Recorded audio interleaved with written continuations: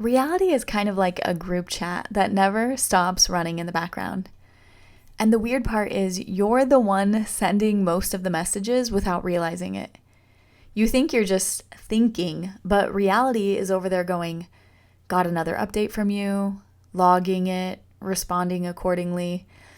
If your internal feed is constantly sending messages like things are hard, reality goes, okay, noted, hard mode activated.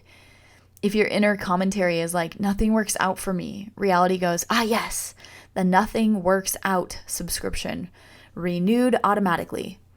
Not because it's mean, because it's extremely literal. It doesn't debate you. It doesn't correct you. It just says understood and starts building the matching experience like it's assembling IKEA furniture with no instructions but full confidence. Now here's where it gets funny. When you start thinking differently, even just a little bit, reality reacts like someone in the group chat.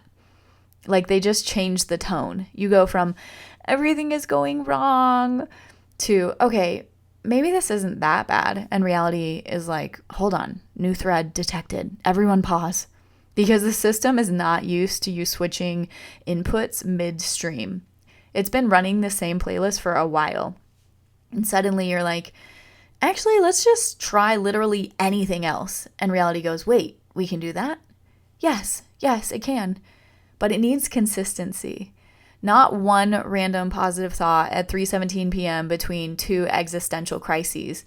It needs you to stop feeding the old storyline like it's a Netflix series that you refuse to cancel even though you hate every episode.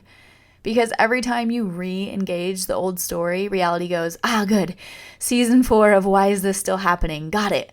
But when you stop feeding it even slightly, the system starts looking around. So, what now?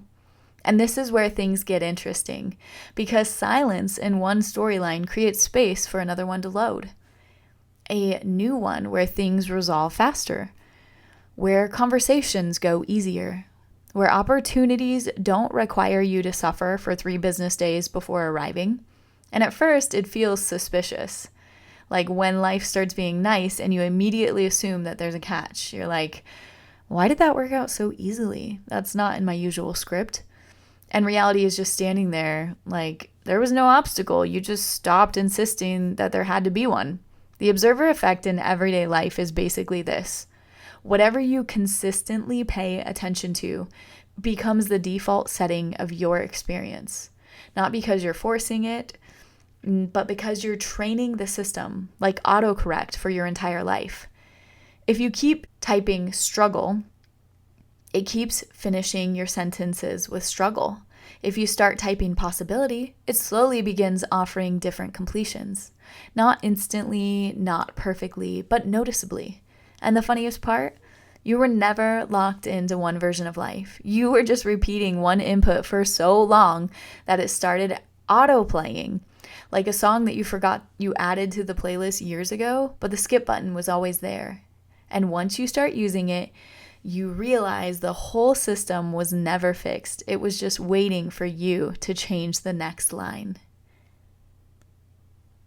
And by the way, this is why we do subconscious spiritual hygiene clearing work, because we have songs that are playing in the background of our existence based on inherited experiences, traumatic lived experiences, and things that are still affecting our current and future story, even though they were over long ago. So if you want to follow a guided spiritual hygiene system, I created Rejuvenate just for this exact type of situation. You can clear the residue of the past and be living a completely different trajectory in 60 days from now. Click the link for Rejuvenate and clear your subconscious cellular memory and allow for a brand new playlist to begin. Be blessed, be well, be free.